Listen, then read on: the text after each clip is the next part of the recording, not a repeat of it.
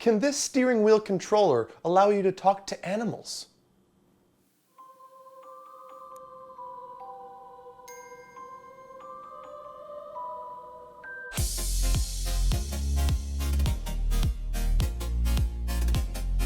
Today, I'm going to be reviewing the Hori Overdrive Racing Wheel for Xbox Series X and S.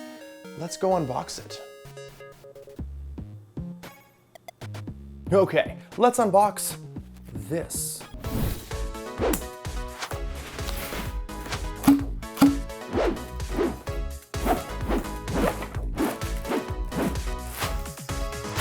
And here's what comes in the box. This is a tiny floor mat. Here are the pedals. There's a gas and a brake.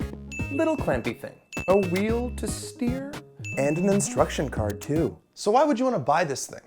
How about a realistic racing design? Adjustable sensitivity. Programmable buttons. 270 degrees of movement. Oh, and did I mention it's really inexpensive? I mean, for the same price, you could buy yourself a legit 17th century fish armor. Wow. First up, let's talk about that realistic racing design. The Hori wheel is pretty much what you'd expect from an entry-level racing kit. It comes with pedals and the wheel itself. There's also little paddle shifters if you want to fully immerse yourself into the game. Just be careful not to immerse yourself too much.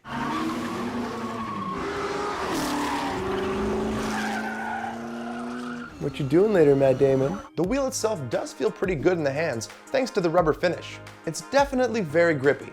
The paddle shifters are also a nice touch here, although I did find them to be a little bit on the loud side.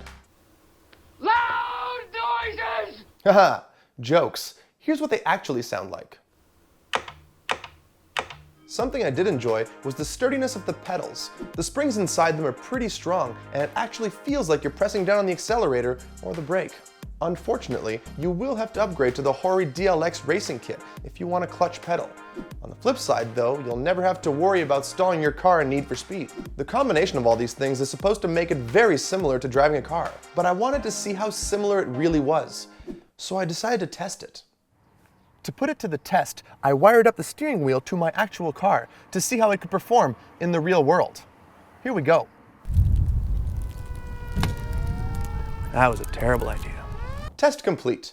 Turns out I know nothing about car engineering. If you want to replicate what it actually feels like to drive though, your gaming setup will play a big factor here. For example, my living room wasn't super conducive in replicating what it feels like to drive a race car. Ah yes, hello again, Mr. Back Pain. I ended up moving the wheel to my desk and set up my Xbox with my computer monitor. That definitely did the trick. And on a side note, this thing also works with PC.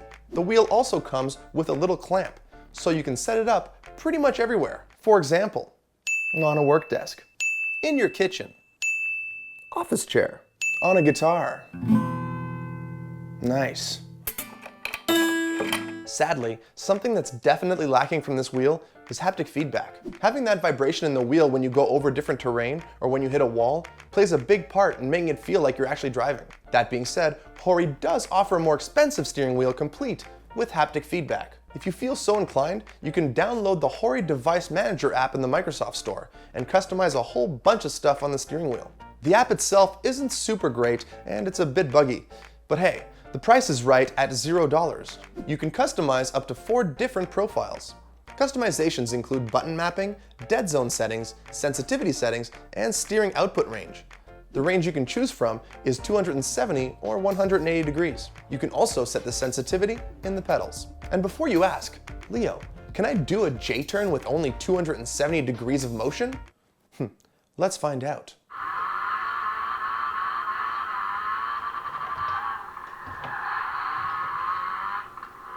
I think we now know what the answer is. Something I found convenient was how easy it was to switch between profiles. All you gotta do is press the profile button on the wheel and it switches on the fly. It even has a different colored light for each profile. Switching profiles is truly very easy. Almost as easy as making ice. And that's how you make ice.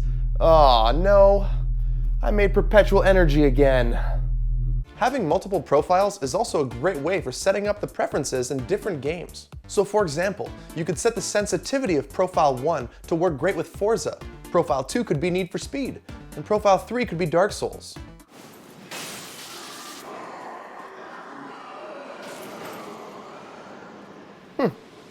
That wasn't so tough. Eat your heart out, video game donkey. So with all these customizations, I decided to test out my lap times to see if the steering wheel really made a difference in my performance. Take a look. Here's me with a controller.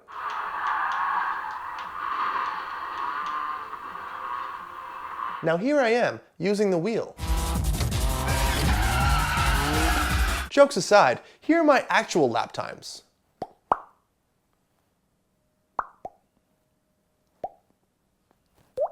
So yeah, it did improve my performance a little bit, although I am terrible at racing games. Lastly, let's talk price. The Hori Overdrive will set you back $100, which is super inexpensive if this is your first steering wheel. For example, the Thrustmaster T300 is over $500. So if you're not sure if you want a steering wheel or not, this is a great place to start. So let's talk pros. The rubber finishing on the grips does feel good in the hands, and I really enjoyed the stiffness of the pedals. The profile switch button is also super convenient. And let's be honest, playing racing games with an actual wheel instead of a controller is a lot of fun.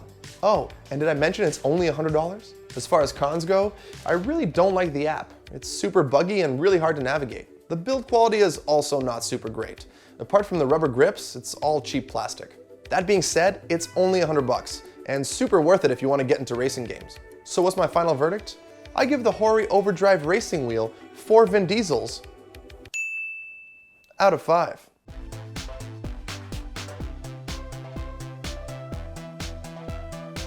Hey guys, if you enjoyed that video, make sure to check out all my other reviews on TheGamer. Also, you can like and subscribe, and follow me on Instagram as well. Oh, and hit me up in the comments section about anything gaming related, or eyebrow care related. Both are great topics. Yeah.